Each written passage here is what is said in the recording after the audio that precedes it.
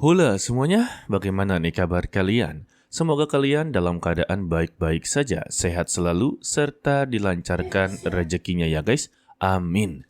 Pada kesempatan kali ini, kita akanlah melanjutkan Tongwa dari The Great Rule. Yang dimana untuk episode kali ini, kita akanlah melihat penerobosan dari Jiuyu untuklah menjadi binatang surgawi. Lebih tepatnya ya, dia akanlah melawan hukum surgawi sendiri dan akanlah dibantu oleh Mu Chen. Kalau begitu langsung saja kita masuk ke dalam ceritanya. Setelah Jiuyu tersadarkan, mereka berdua membahas tentang Pak Tua Botak yang sebelumnya mengajarkan tubuh Dewa Petir kepada Mu Chen. Namun untuk mereka berdua sama sekali tidak mengetahui asal-usulnya. Bahkan ya, sekelas Jiuyu sebagai makhluk kuno saja tidak bisa untuklah melihat kemampuannya guys. Dan alasan Mu Chen harus bisa menguasai tubuh Dewa Petir karena ini juga akanlah menguntungkan bagi Jiuyu dalam membantunya ujian petir guys. Namun seperti biasa, dia ini adalah wanita yang jual mahal. Dia berkata dirinya tidaklah butuh bantuan dari Mu Chen. Meski dia sudahlah gagal untuk kedua kalinya. Dan untuk kesempatan ketiga ini, maka dia akanlah benar-benar menggerakkan seluruh kemampuannya dalam melewati ujian petir Dewa Hitam. Intinya, Jiuyu haruslah benar-benar lulus. Sehingga dia pun memulai ujian petir Dewa Hitam. Kita sebut saja sebagai ujian petir ya. Melihat ini, Mu Chen sungguhlah begitu khawatir. Karena ujian petir lebih menakutkan dari rawa hitam sebelumnya. Sehingga ya, Mu Chen menyaksikan pertarungan antara Jiuyu melawan seekor naga petir. Terlihatlah kalau sang naga petir berhasil untuklah ditekan, sampailah dia mengeluarkan sebuah rantai yang benar-benar menghambat pergerakan darinya. Melihat ini, Mu Chen tidak akanlah tinggal diam, karena dia telah memiliki janji kepadanya untuklah meningkat bersama-sama.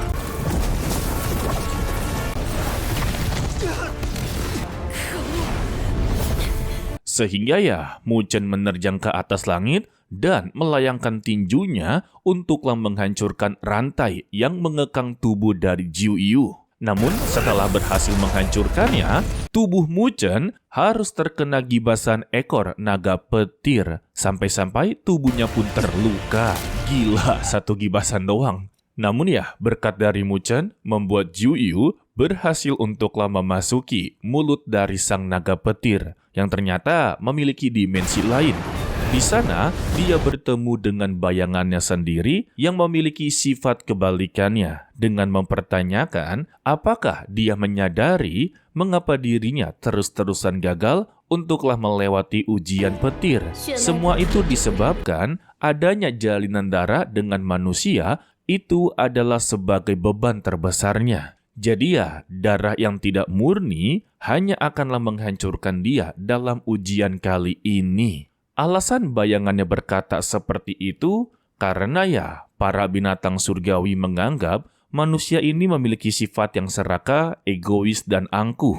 Dan seharusnya, Jiuyu sebagai makhluk kuno telah melihat sifat asli dari para manusia. Namun mengapa dia kembali menjalin dengan manusia? Dan Jiuyu membalasnya, setidaknya ya, Mu Chen tidaklah seperti manusia lainnya. Untuk Jiuyu, dia telah menganggap Mu Chen adalah temannya. Bagi bayangannya, itu hanyalah sebuah omong kosong. Kalau Mu Chen sudah mempunyai seseorang yang dia sukai, dan dia pasti akanlah melindunginya. Atau lebih tepatnya, menjadi prioritasnya.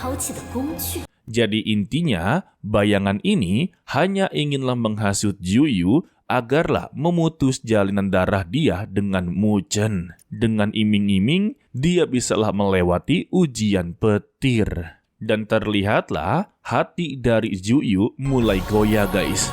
Sedangkan untuk Mu Chen yang melihat kalau jalinan darahnya sudah mulai melemah, dia tidak akanlah tinggal diam. Sehingga dia menggunakan tubuh Dewa Petir dan menerjang ke atas. Selagi Mu Chen berjuang keras untuklah menyusulnya, Jiuyu tetaplah memperkuat hatinya. Meskipun ya hasutan demi hasutan terus-terusan terdengar di kupingnya. Dan janganlah pernah berharap kalau Muchen akanlah datang untuk menyelamatkannya. Dan karena Juyu tidaklah kunjung memutuskan ikatannya, dia sendirilah yang akan memutuskannya. Tetapi tiba-tiba tangan Muchen berada di sana dengan menggenggam tangan si bayangan dengan berkata, siapa bilang tidak akan ada yang menerobos ke tempat ini. Waduh. Dan Muchen memberikan sebuah kata penyemangat kalau dia begitu sangatlah memahami ketakutan dia di dalam hatinya. Sebab ya, ini adalah kesempatan terakhir bagi Juyu untuklah melewati ujian petir. Dan Muchen memberitahu, semenjak mereka menjalin hubungan darah atau membuat sebuah ikatan, mereka berdua adalah rekan sehidup dan semati. Jika di dalam hatinya masih ada kegelisahan, keraguan, kebingungan, dan ketakutan, maka dia sebagai rekannya akanlah menanggung semua beban tersebut. Mendengar ini ya, membuat hati dari Juyu kembalilah kuat, sehingga dia berhasil untuklah menghancurkan ruang tersebut ya. Jadi bisa dikatakan, kalau dia telah lulus ujian petir, seharusnya seperti itu. Setelah selesai, Juyu tetaplah jual mahal. Seharusnya dia tidaklah perlu untuk menerobos ke ujian petir. Karena tanpa bantuannya, dia juga akanlah berhasil ya. Intinya, Juyu tetaplah jual mahal. Dan dia diberitahu kalau sebentar lagi dirinya akanlah berevolusi. Maka ya, dia akanlah mengalami tidur yang begitu panjang. Dan jika dia terbangun, berarti evolusi dia sudahlah berhasil. Dan dia akanlah menjadi burung merak Juyu. Dan Juyu juga memberikan api abadi kepada Muchen. Setelah Juyu memulai evolusinya, tangan kiri dari Muchen mengalami luka dengan mengeluarkan energi berwarna ungu. Dan ini semua adalah ulah dari ujian Dewa Petir, guys. Namun ya, Muchen tidaklah mengetahui apa permasalahannya. Singkatnya, pada malam hari, Tetua Beiming datang untuklah menemui Muchen dengan mempertanyakan keadaan dari Juyu. Setelah diberitahu kalau dia telah berhasil dan sedang mengalami evolusi, membuat Tetua Beiming sungguh begitu senang. Tidak lama dari itu, Lu Li datang dengan melaporkan masalah puncak pencerahan sudahlah disiapkan. Untuk Tetua Beiming, langsunglah menyinggungnya dengan menyebutkan nama dari Juyu, membuat Lu Li sungguhlah penasaran. Apa maksud dari semua ini? Dan Tetua Beiming melanjutkan, Juyu adalah gadis yang memiliki jalinan darah dengan Muchen. Jadi untuk saat ini, mereka berdua telah terjalin hidup dan mati bersama-sama. Dan bulu yang dipegang oleh Muchen adalah sebagai tanda bukti. Dan Muchen sangatlah tahu kalau Tetua Beiming sengaja untuklah melakukan semua ini. Sebab ya, setelah dia berkata seperti itu, langsunglah lari meninggalkan mereka berdua, guys. Untuk Lu Li, tangannya perlahan-lahan mengambil pedangnya untuk meminta penjelasan dengan detail kepada Muchen. Alhasil ya, Muchen menjelaskannya dengan begitu detail kalau wanita yang dimaksud oleh Tetua Beiming itu adalah seekor burung. Dia adalah hewan mitos. Beruntungnya saja ya, Lu Li mengerti semua penjelasan dari Muchen. Alasannya, karena dia begitu sangatlah percaya kepadanya. Dari cerita Muchen, kalau mereka berdua memiliki tanggung jawabnya masing-masing dan juga berbagi beban bersama. Singkatnya, ketika berada di aula utama, Muchen meminta kepada Lu Li untuklah mengeluarkan pedang Lawson. Sebab dia juga berhak untuklah mendapati pencerahan. Beruntungnya, ide dari Muchen benar-benar diterima, guys. Awalnya, Tetua Moyu tidak inginlah memberikan kepada Lu Li. Sebab hanya 3 besar sajalah yang berhak mendapati pencerahan. Namun, ketika melihat pedang Lawson dan mengetahui asal-usul ataupun identitas dari Lu Li, Tetua Moyu mengizinkannya. Bahkan dia sendirilah yang akan memberikan pencerahan, guys.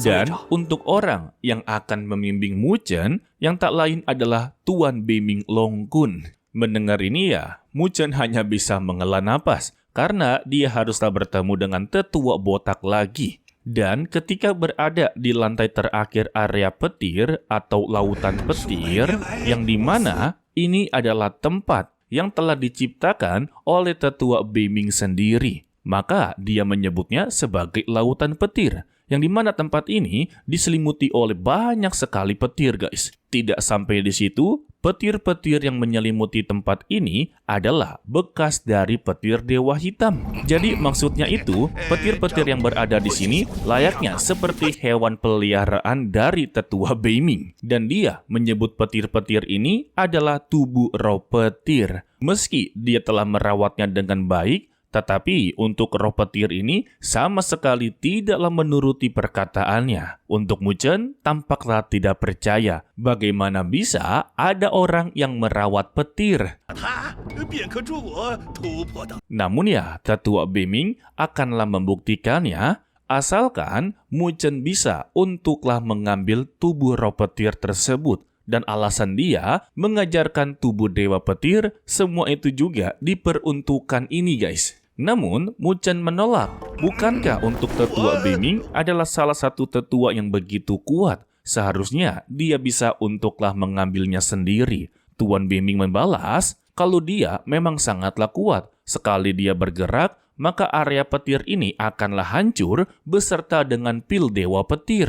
Dan dia memberikan sebuah peringatan. Kalau Mu Chen telah terkena racun dewa petir, hanya dia sajalah yang bisa untuk menyembuhkannya. Mu Chen tahu ini adalah sebuah ancaman, dan Tuan Beiming menganggapnya itu bukanlah sebuah ancaman, melainkan sebuah berkah. Dengan terkena racun dewa petir, dan jika berhasil dimurnikan, maka ya dia akanlah meningkat drastis. Ditambah, bukankah dia telah mengajarkan tubuh dewa petir, memberikan bulu kepada Juyu, serta menyarankan dia dalam memberitahu Luli untuklah mengeluarkan pedang Lawson. Semua kebaikannya itu untuklah dirinya. Mendengar ini ya, Mu Chen akhirnya bersedia untuklah mengambil pil dewa petir. Sebelum itu, Tuan Beiming akanlah memurnikan racun dewa petir hitam. Dan ketika diperiksa, dirinya sungguhlah terkejut dengan mempertanyakan, sebenarnya Mu Chen sudah memakan berapa banyak untuk petir dewa hitam? Dan secara tiba-tiba, pagoda agung milik dari Mu Chen bereaksi, membuat Tuan Beiming kembali terkejut. Bagaimana bisa pagoda agung bisalah berada di dalam tubuhnya? Wah! Setelah merasakan dan melihatnya, Tuan Beiming menganggap kalau Mu Chen adalah keturunan dari suku pagoda agung. Dan pada akhirnya, racun dewa petir hitam berhasil untuklah disegel di ujung jari telunjuk, guys. Dan racun ini bisa dijadikan sebagai senjata mematikan. Sekelas level Tong Tien juga tidak akanlah bisa menahan racun tersebut. Sehingga Mu Chen menamakan sebagai jari racun petir dewa hitam. Panjang sekali nama kemampuannya. Dan kita bersambung untuklah video kali ini ya guys. Dan Mimin inginlah membahas untuk beberapa video Mimin dari Mu Chen ini. Pasti ada yang begitu bingung. Kok Mimin penyebutannya berbeda dengan yang lain ya? Seperti nama dari Juyu ataupun Luli. Bahkan ya, ada yang menganggap kalau Mimin telah salah nama. Sebetulnya, Mimin tidak salah nama. Namun ya, Mimin mempermudah untuklah penyebutannya. Karena untuk Loli ada Luo-nya, maka Mimin panggil Lu. Begitu juga dengan Juyu, dia ada huruf O-nya juga. Jadi, untuk mempermudahnya, Mimin biasanya panggil sebagai Juyu atau Juyu. Ya, sebetulnya ini cuma masalah sepele doang sih. Tetapi ya, meskipun masalah sepele, haruslah diluruskan guys. Oke lah, sepertinya cukup sampai di sini saja dulu untuklah video kali ini. Mimin ucapkan terima kasih kepada kalian yang telah menonton sampai akhir. Pesan dari Mimin, tetaplah menjadi orang yang baik, walaupun itu sangatlah sulit. To be continue, sampai jumpa di video berikutnya. Bye-bye.